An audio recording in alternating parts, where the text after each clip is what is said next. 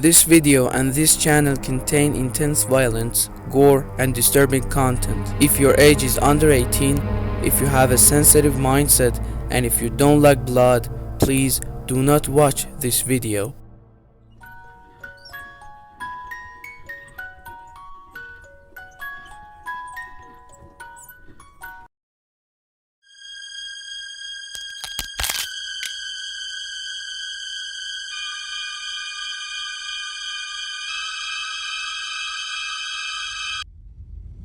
A strange and terrifying creature, with a gruesome blade jutting out from its arms, pierced through the man's eye and face completely, sending a horrifying spray of blood into the air. Everyone inside the vehicle screamed in panic, their faces twisted in sheer terror. The stench of fear filled the atmosphere. All eyes locked onto the monster's figure.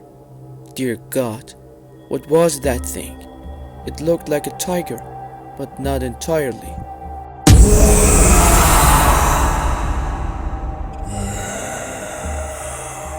It wasn't just a bizarre creature, it was an alien that the deranged killer had transformed into.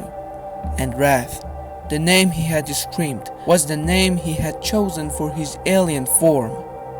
The creature's appearance was nightmarish, massive, unnaturally strong.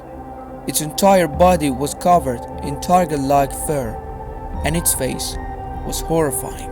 Half of it had been completely destroyed, revealing the exposed skull underneath. The blaring sound of police sirens pierced the silence. Patrol officers, making their nightly rounds, spotted the killer, now a savage, monstrous being. They opened fire immediately, but the killer charged straight at them, every bullet missing its mark. Then, with a powerful leap, it grabbed one of the officers and crushed his gun effortlessly with one hand. The remaining two officers raised their weapons and fired, but the killer held up the mangled officer like a human shield. Bullets tore through him, spraying blood in every direction and turning the street into a storm of red droplets. Julie and the others, still inside the car, were paralyzed with fear, screaming uncontrollably. The killer, still in his beastly form, leaped again, snatching a gun from another officer. Without hesitation, he fired a round directly into the head of the cop still gripping his weapon. Then, with a wide grin, he opened his mouth. He sank them deep into the neck of the third officer, tearing out a massive, blood-soaked chunk of flesh. Blood gushed like a fountain as the man collapsed.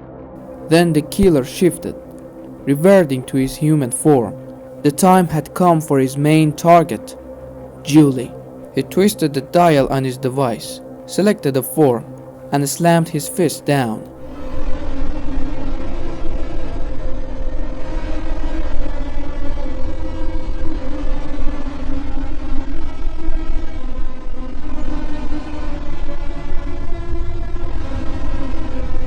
In a burst of light, he transformed into Heat Blast.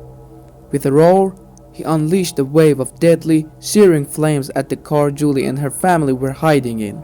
Within seconds, the entire vehicle melted, warped into a puddle of molten metal. The flames died out, and the killer approached the car, now nothing more than a liquefied shell.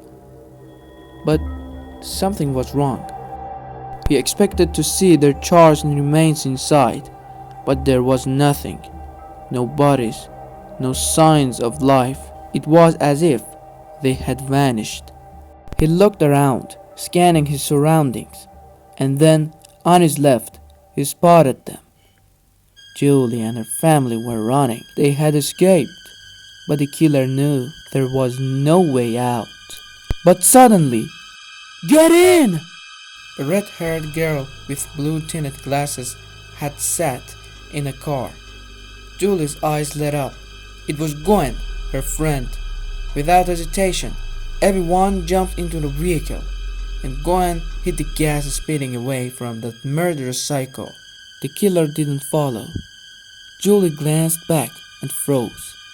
he had returned to his human form, and when their eyes met, terror gripped her heart.